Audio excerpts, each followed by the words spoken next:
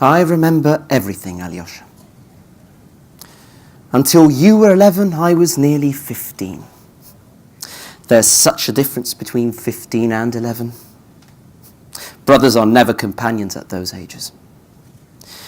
I don't know whether I was fond of you even. And now I've been here for 3 months and we have scarcely said a word to each other. Tomorrow I am going away. Were you very anxious to see me then? Very. I want to get to know you once and for all, and I want you to know me. And then I want to say goodbye. You know, I was surprised to receive your note. I too had been most anxious to see you, to know you better. But must we then talk so soon of goodbyes? I've noticed how you've been looking at me for these 3 months, with that continual look of expectation. I couldn't endure it. That's why I've kept away from you, but slowly I have learnt to respect you. Your expectant eyes ceased to annoy me. I grew fond of them in the end, those expectant eyes. You seem to love me for some reason, Alyosha. I do love you, Ivan. Dmitri says of you, Ivan is a tomb. I say Ivan is a riddle. You are to me even now. Yet I begin to understand something in you. Well? That you are just as young as other young men of 23. That you're just a fresh, nice boy. Green, in fact. Have I insulted you dreadfully? Oh, on the contrary, it's curious. Lately, I too have been thinking of my youthful greenness. Do you know, I've been wondering to myself that if I didn't believe in life, if I lost faith in the woman I love, if I was struck by every error or disillusionment, still I should want to live. And having once tasted the cup, I would not turn away until I had drained it. The thirst for life. You see, you're just like the rest of us. Yes. It's a feature of the Karamazovs, the longing for life. And I go on living in spite of logic. Though I may not believe in the order of the universe, yet I love the sticky little leaves as they open up in spring. I love the blue sky. I love certain people whom one loves without knowing why. It's not a matter of intellect or logic. It's loving with one's inside, with one's stomach. Did you understand anything of my tirade just now? Oh, I understand very well, Ivan. One longs to love with one's inside, with one's stomach. I think everyone should love life above everything else in the world. Love life more than the meaning of it? Certainly love it regardless of logic, as you say. It's only then one will understand the meaning of it. I'm so glad of our talk, Ivan. But are you really going away so soon, brother? Dear Alyosha, why are you so worried about my going away? We've plenty of time before I go. An eternity. If you are going tomorrow, what do you mean by an eternity?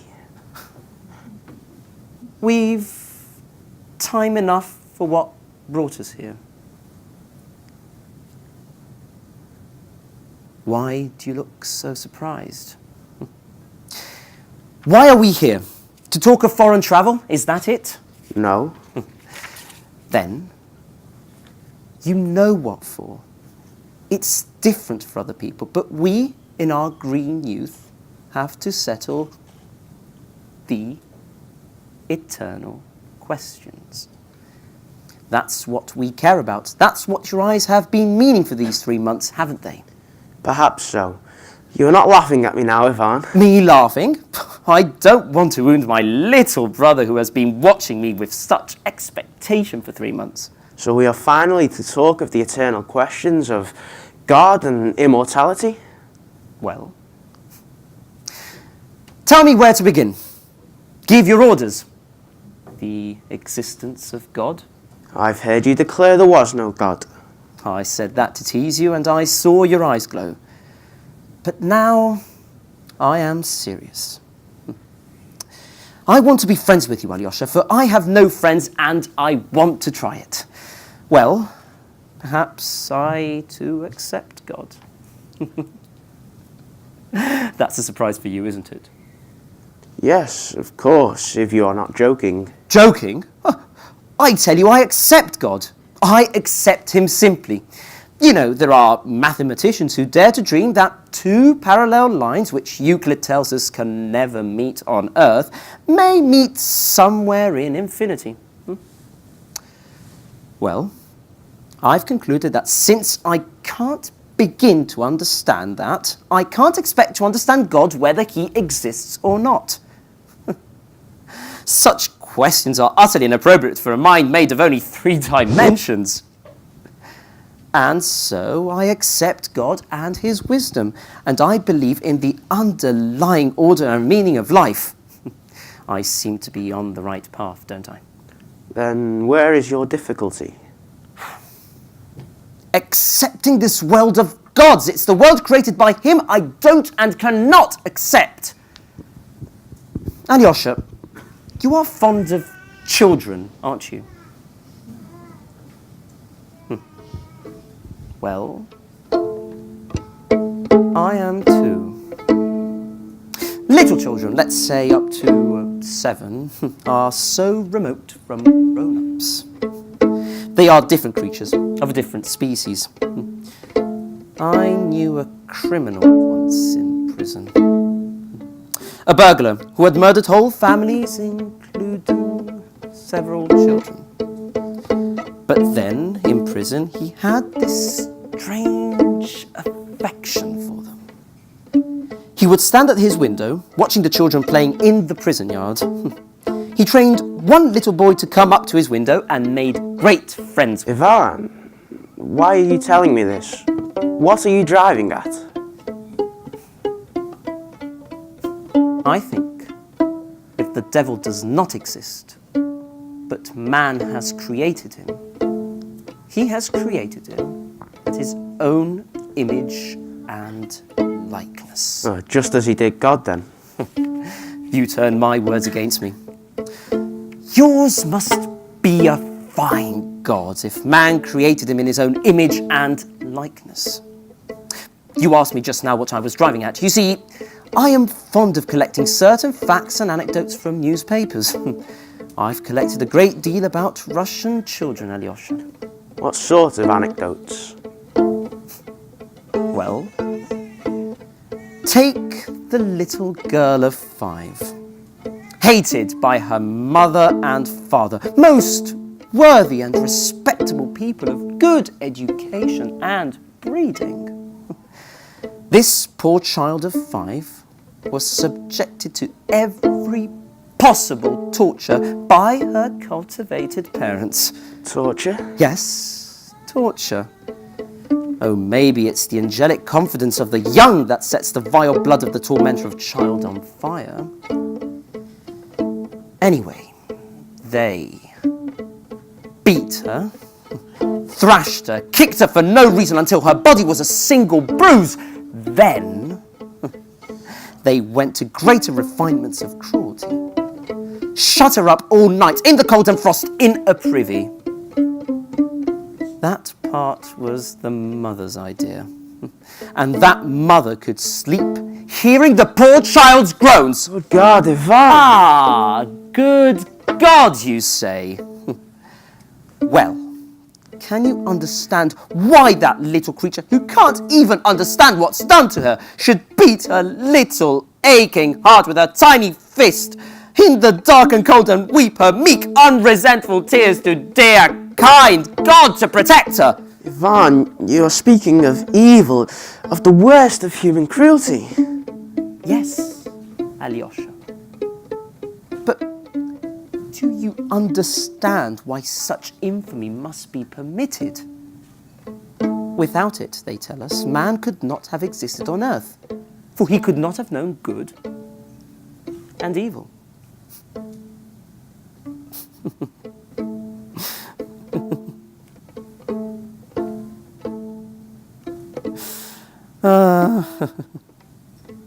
Well,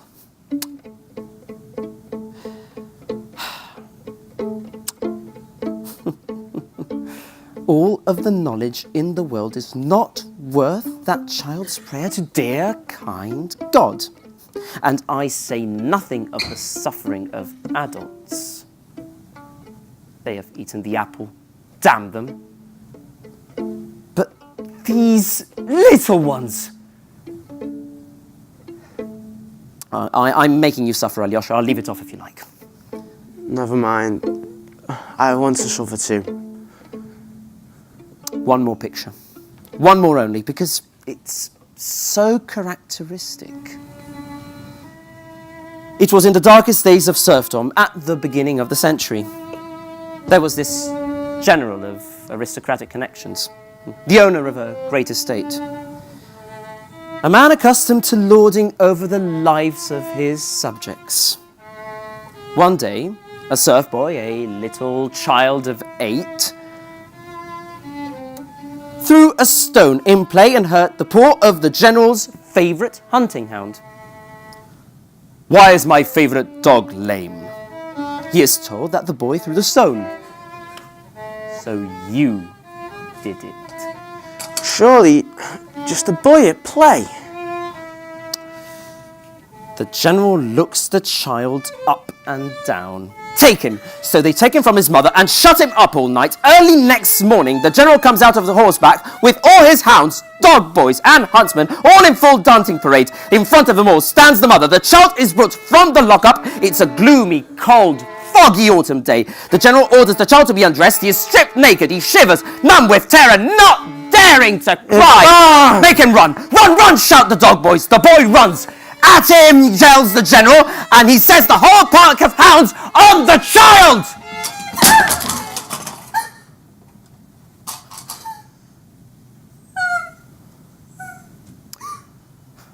The hounds catch him and tear him to pieces before his own mother's eyes.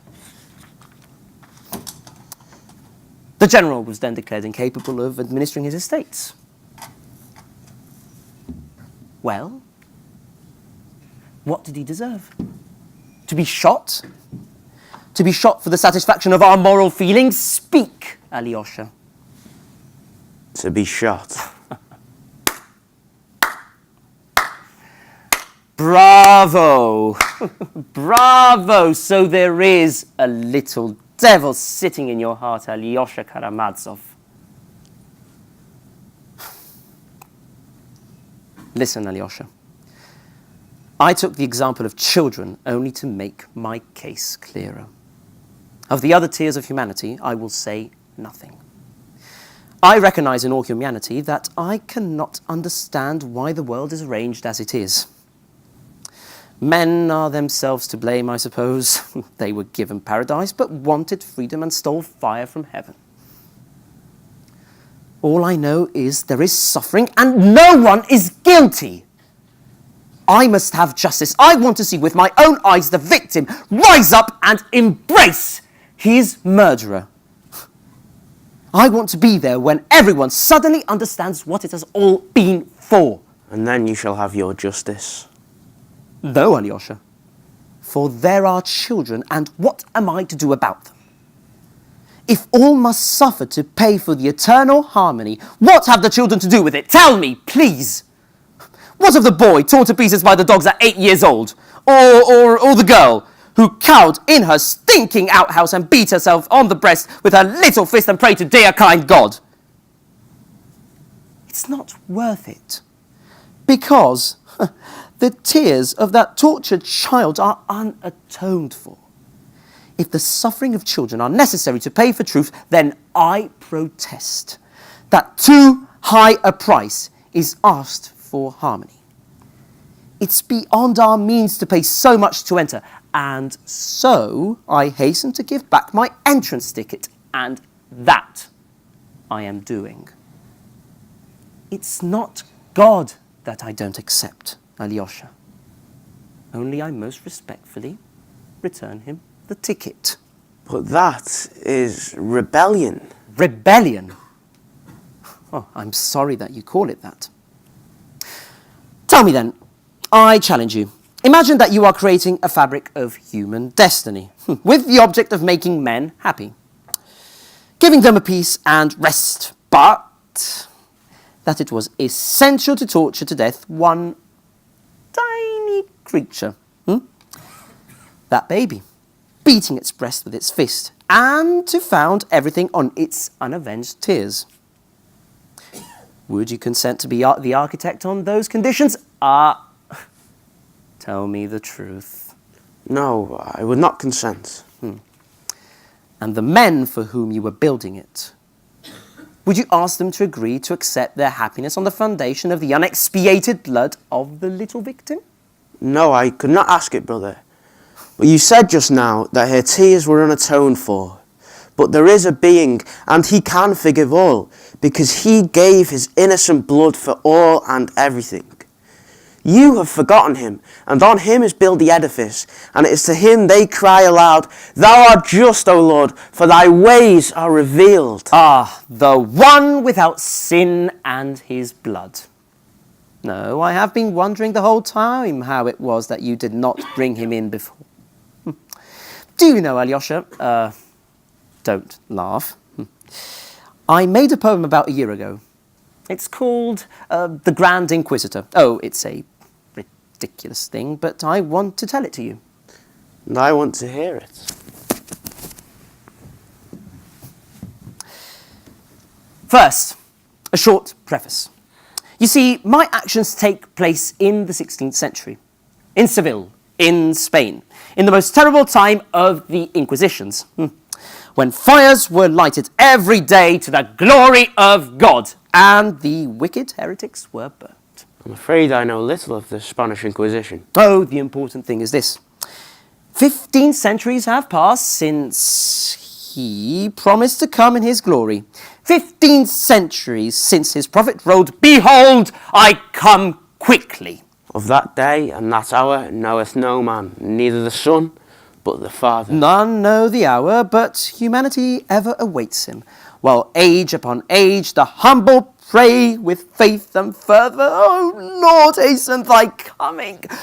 Until, behold, in his infinite mercy he deigns to come down to his servants, to appear for a moment to the tortured, suffering people. The second coming? No, not that. This visit is for a brief moment only. In his infinite mercy, he came once more among men in human shape as 15 centuries before. He came to the scorched pavements of that southern town where the flames were crackling round the heretics, to be with his suffering children. But how did he come? How was he received? Oh, he came silently, softly, unobserved. Yet, strange to say, everyone recognized him. The people are irresistibly drawn to him. They surround him, flock about him. He moves silently in their midst with a gentle smile of infinite compassion. He holds out his hand to them, blesses them, and a healing virtue comes from contact. Even with his garments, he heals a blind man. The crowd weeps and kisses the earth under his feet. Children throw flowers before him and singing and crying, Hosanna! It is he! It is he! It is he! It must be and can be no one but him. He stops at the steps of the Seville Cathedral. By now, a vast crowd has gathered around him, and it is at this moment that the Cardinal himself, the Grand Inquisitor, passes by.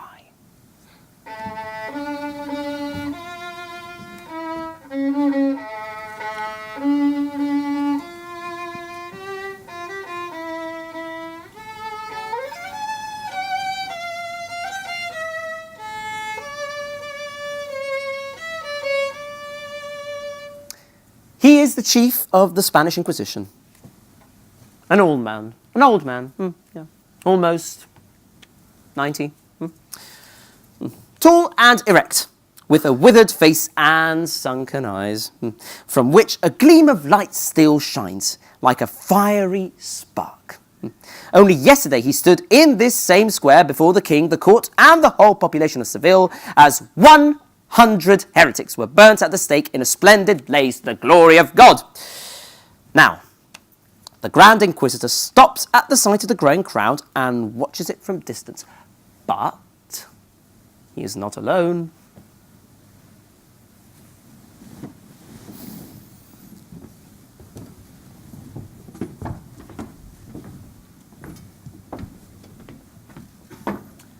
His most loyal followers are with him, and they devour his every word, follow his every command, spend their waking hours trying to please him.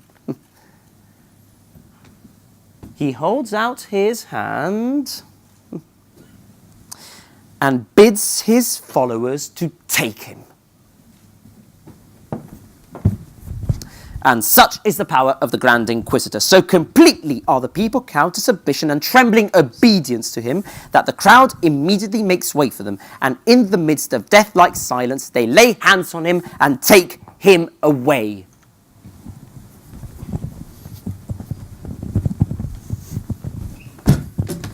The guards lead their prisoner to the close, gloomy vaulted prison in the ancient palace of the Holy Inquisition.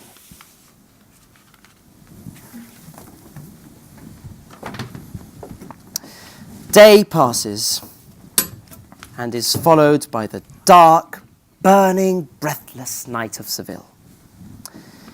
In the pitch darkness, the iron door of the prison is suddenly opened and the Grand Inquisitor himself comes in. He stands in the doorway and for a minute or two gazes into his face and... Is it you? You? Answer not. I know too well what you would say. And you have not the right to add a single word to what you said of old. Why then have you come? To hinder us? Yes, he has come to hinder us. I care not who he is, whether it is really he or only a semblance of him. Tomorrow, I shall condemn you and burn you at the stake as the very worst of heretics. And those very people who today are kissing your feet, tomorrow, at my faintest signal, will rush forward to heap up the embers of the fire on which I shall set you alight. Do you know that? Why, yes, I believe perhaps you do. I don't quite understand, Ivan. Is it simply a wild fantasy or a mistake on the part of the old man? Mistaken identity? Take it as that if you can't stand anything fantastic. And the prisoner? Oh, the man is 90. These might simply be the deluded ravings of an old man, overexcited by burning 100 heretics the day before. But what does it matter to us? The old man is speaking out, openly. He's speaking openly of what he thought in the silence of his heart for 100 or 90 years. And the prisoner is silent. He just looks at him without a word. Have you the right to reveal to us one of the mysteries of that world from which you came? No, he does not. No, you do not. You may neither add to what you said of old, nor take from men that freedom which you so exalted when you were yourself on earth. Did you not often say, I will make you free? For 15 centuries we have wrestled with your freedom, but now it is ended and over for good. Well, is it not so? You look at me meekly.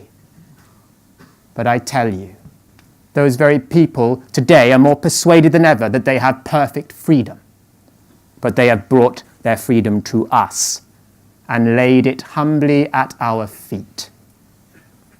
So tell me, was this your freedom? Is he ironical? Oh, not a bit. He claims it is a merit of himself and his church. They have actually vanquished freedom and done so to make men happy. For the first time, it has become possible to think of the happiness of men. Man was created a rebel. And how can rebels be happy? Oh, you were warned. You had no lack of warnings, but you would not listen. You rejected the only means by which men might be made happy. Just as well, then, that departing, you handed on the work to us. You gave to us the right to bind and unbind. And now you cannot think of taking it away. So why then have you come to hinder us? And what are these warnings he speaks of? Oh, that's the chief part of what the old man must say.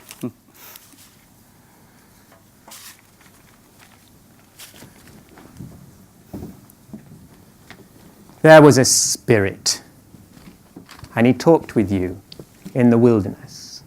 3 questions he put to you, 3 temptations. Yet could anything truer be said than what he revealed in those 3 questions which you rejected? The collective wisdom of the earth united could not have invented anything in depth or force equal to those 3 questions, put to you by the wise, the dread, the mighty spirit in the wilderness. For in those 3 questions, the whole subsequent history of mankind is foretold. In them are united all the unsolved historical contradictions of human nature. Nothing can be added to them or taken from them. So, judge for yourself who was right. You or he who questioned you then?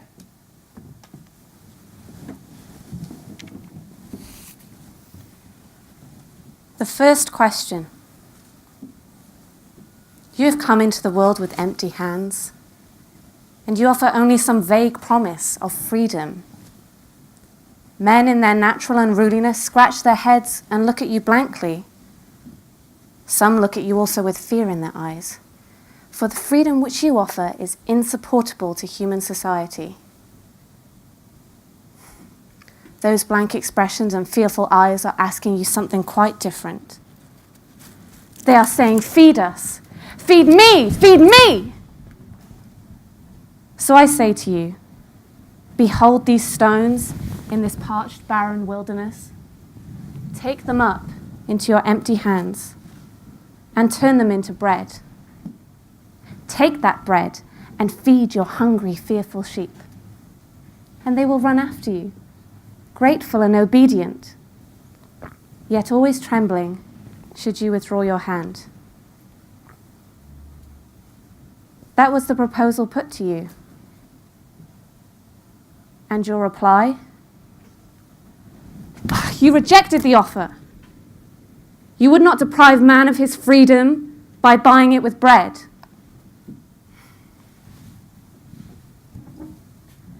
Man does not live by bread alone, so you famously declared. Well, I have made the study of human nature my life's work. And let me tell you my assessment. You were quite wrong. Here is the better formulation. Feed men first, and then ask of them virtue. Yes, that is the condition for a stable, happy life, to be given what we need. Indeed, that is what I have devoted myself to, satisfying the needs of poor, suffering humanity. For there is no crime, there is no sin, there is only hunger. The question really is, how are we to feed them all? For human freedom and bread enough for all are simply incompatible. Experience shows us that never ever will men be capable of sharing sufficiently between themselves. Freedom only introduces a catalogue of complications. Unpredictability, comparison, jealousy. No, what is necessary is to give to all what they need. Stability, predictability, and at the very bottom of the hierarchy of the needs of humankind, that craving, universal and everlasting, for something, for someone to worship. So again, that was the proposal put to you. By choosing bread, you would have satisfied that need. Yes, you would have filled their bellies, but you would have satisfied the deeper longing for how happily, how blissfully they would have tossed aside bewildering freedom and fallen prostrate at your feet.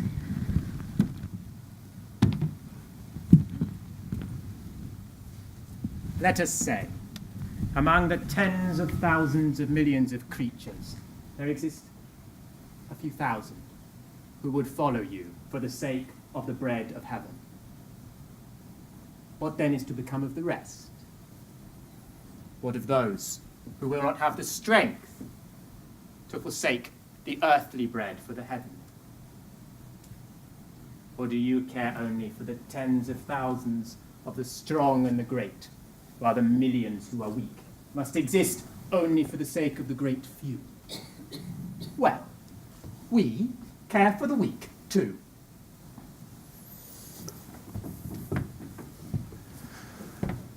The second question.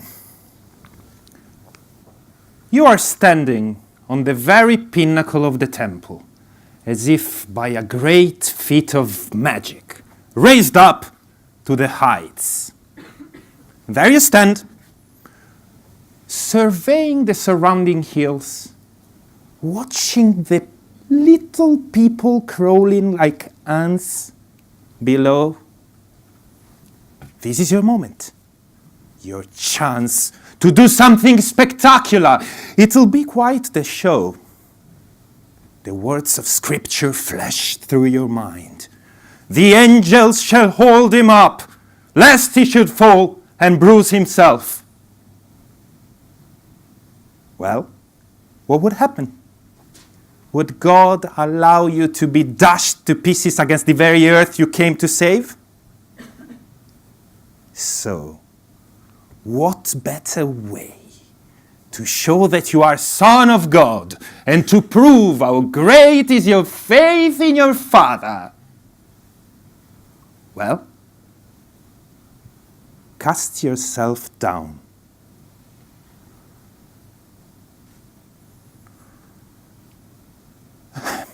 You know, they would have flocked to you.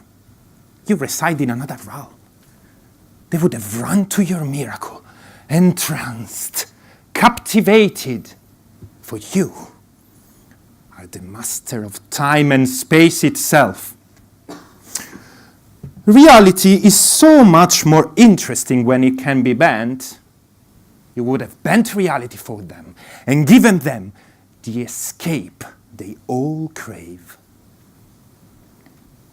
Conscience, free choice, trust, such things are the sorrowful burden of mankind.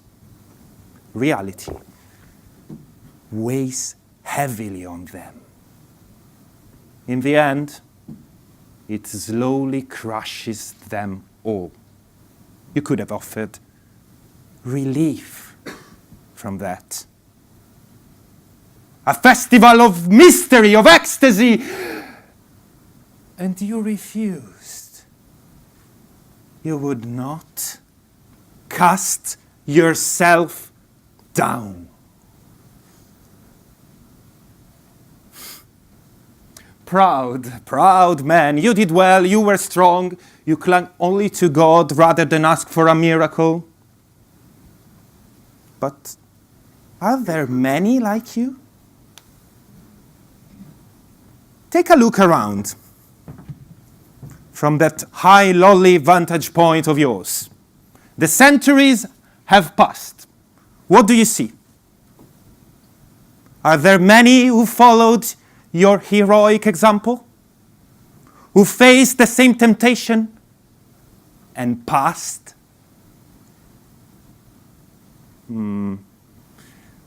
Oh, what is that? Not so many after all? Really? You astonish me, wonder worker. Well then, could it be that man is weaker and baser by nature than you believed him to be? Poor, suffering, and confused humanity, weighed down by so many cares and unresolvable problems, you would have done well to lighten his burden. But you craved for love of free men. Yeah, you replaced the rigid ancient law with a new and terrible ideal. Man must now, with a free heart, decide for himself what is good and evil, with only your image before him as his guide. But did you not consider that in the end they would reject even your image and your truth, weighed down as they are with the fearful burden of free choice? You have sown the seeds for the destruction of your own kingdom, for you have laid upon them more than they can bear. Crushed, they will cry aloud at last. The truth is not in you.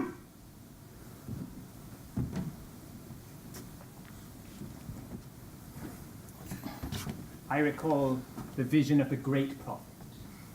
He saw all those who took part in the first resurrection, 12,000 of each tribe.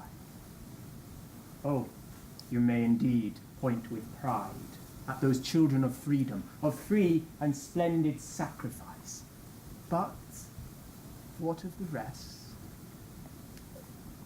And how are the other weak ones to blame if they could not endure what the proud have endured? How is the weak soul to blame if it cannot receive such terrible gifts? Or did you come simply for the elect? Well, as I said, we come for the weak too. The third question. From atop a high mountain, you survey the glory of all the kingdoms of the world. Look at them, each brimming with potential, no two quite alike, and all in desperate need of a strong leader to shape them, to discipline them. Well, they can all be yours. You're to have complete authority over each and every one. I can grant you total ownership. You will have power, glory. All will bow, cowering before you. So, what say you? Will you take up the sword of Caesar and rule? Idiot! Why do you reject the last gift? The wise dread spirit offers you everything, and you could gain all and you refuse? You could have joined and surpassed the greatest conquerors of history, Timur, Genghis Khan, right down to myself. We are all expressions of the same desire. Mankind craves unity, that the many become one. We whirl over the face of the earth, subduing the people. And the people submit. They submit, starving, miserable, beaten as they are. And why? Why do they submit to us?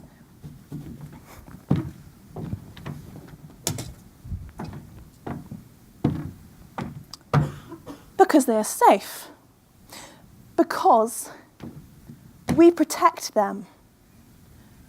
You could have united all of mankind into a single, unanimous, harmonious, trembling ant heap, squashed together, with no need to worry ever again. You could have founded the universal state. You could have established universal peace. For who better than you to rule over men? The one who holds their bread and their conscience in his hands. You were offered the world and Caesar's purple. If only you had taken it.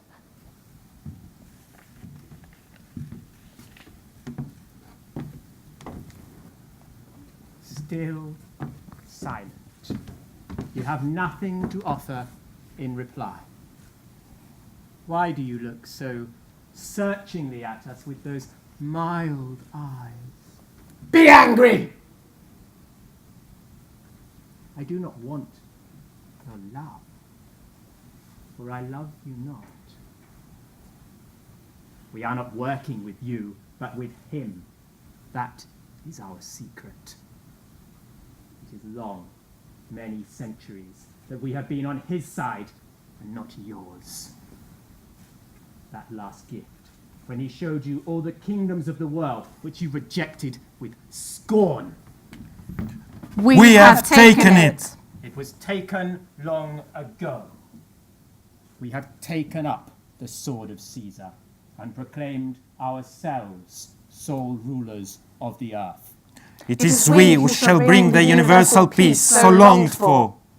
Soon men shall rejoice to be led once more like sheep, and that terrible gift, which has brought them such suffering, will be lifted from their hearts.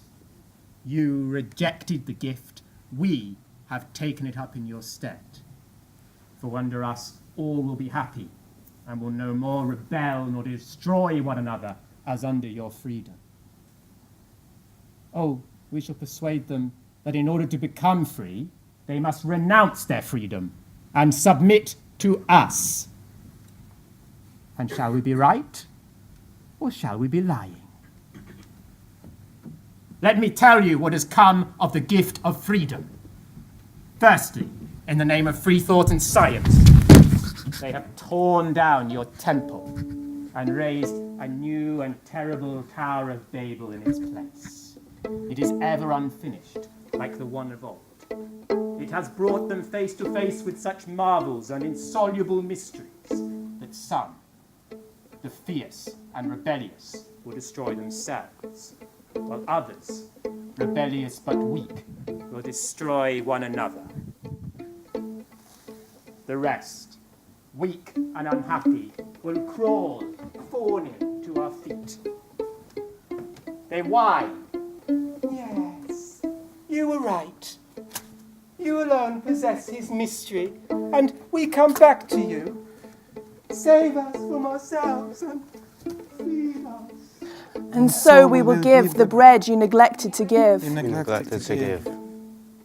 We will take the bread made by their own hands and return it to them without any miracle. But they will remember only too well the days of old, when even the bread they made turned to stones in their hands. Yes, too well will they know the value of complete submission. What are your free men and women? They are a gang of little children, proudly in rebellion, rioting and casting out the teacher at school. But their childish delight will end. It will cost them dear. They will cast down temples and drench the earth in blood, but they will see it last. Foolish children. But though they are rebels, they are impotent rebels, unable to keep up their own rebellion. Bathed in their foolish tears, they will recognize at last that he who created them rebels must have meant merely to mock them. And so, confusion, unhappiness, and ultimate despair. That is the present lot of man, after you did bear so much for their freedom. And that is why we shall allow them even sin. Weak and unhappy they are. They will love us like children, because we allow them to sin. Oh, we shall tell them every sin will be expiated, if it is done with our permission. That we allow them to sin because we love them. And the punishment for their sins we take upon ourselves. And they shall worship us as their saviors, who have taken on themselves their sins before God.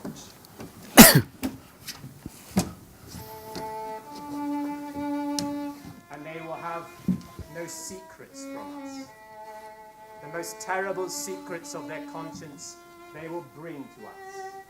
And we will have an answer for all. And they will be ready to believe our answer. For it will save them from the great anxiety and terrible agony of making a free decision for themselves.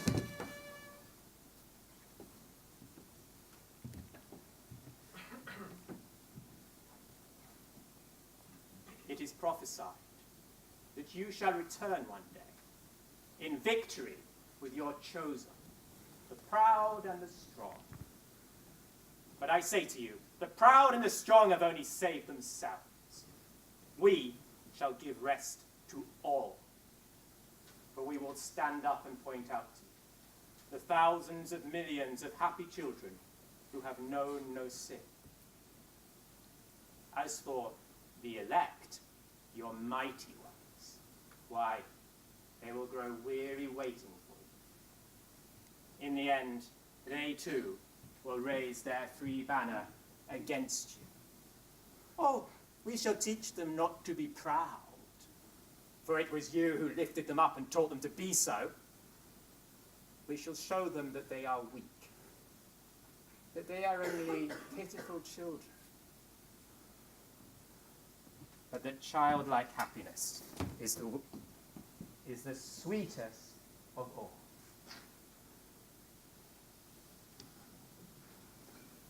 They will become timid and huddle close to us in fear, as chicks to the hen. They will marvel at us and be proud at our being so clever. They will tremble impotently before our wrath. They will be quick to shed tears, like women and children. But then, at a sign from us, they will pass to laughter and rejoicing, to happy mirth and childish song. Yes, in their leisure we will make their life a child's game, with children's songs and innocent dance.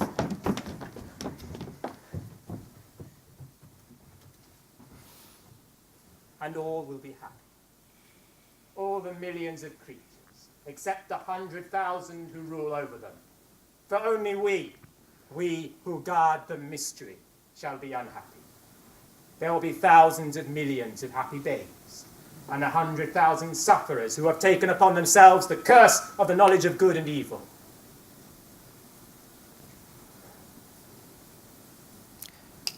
They will marvel at us. They will marvel at us and look on us as gods, because we are ready to endure the freedom you have found so dreadful and to rule over them. So awful will it seem to them to be free. But we shall tell them that we are your servants and that we rule them in your name. That deception will be our suffering. We shall be forced to lie. For we will not let you come to us again. Know this too. I do not fear you. I have been in the wilderness. I have lived on roots and locusts. I too once prized the freedom with which you chose to bless men.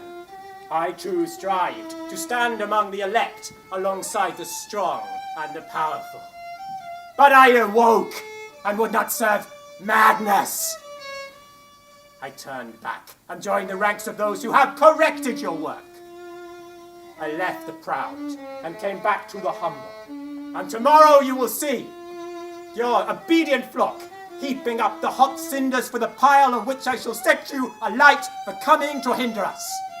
Yes, tomorrow I shall burn you. I have spoken.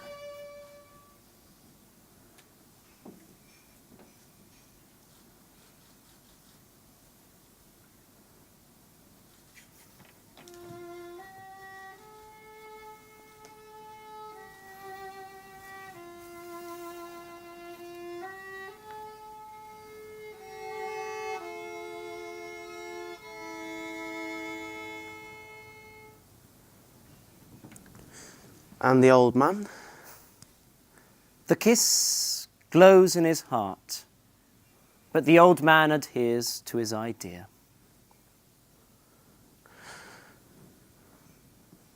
And you with him?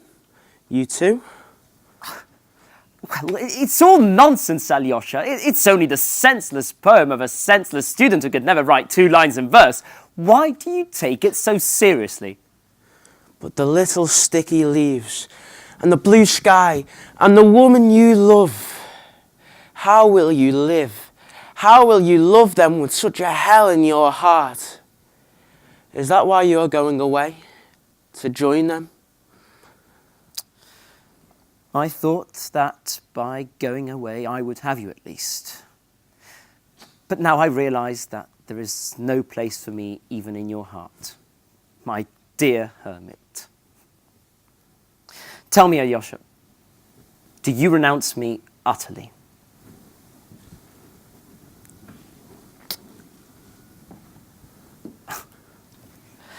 That's plagiarism.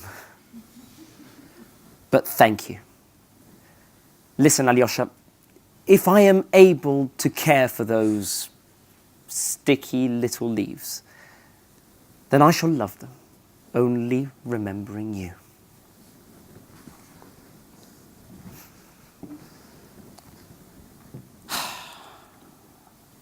And now, you go to the right, and I to the left. And don't say a word more on these subjects, even if I am here. It's all exhausted. It has all been said over and over again. Goodbye.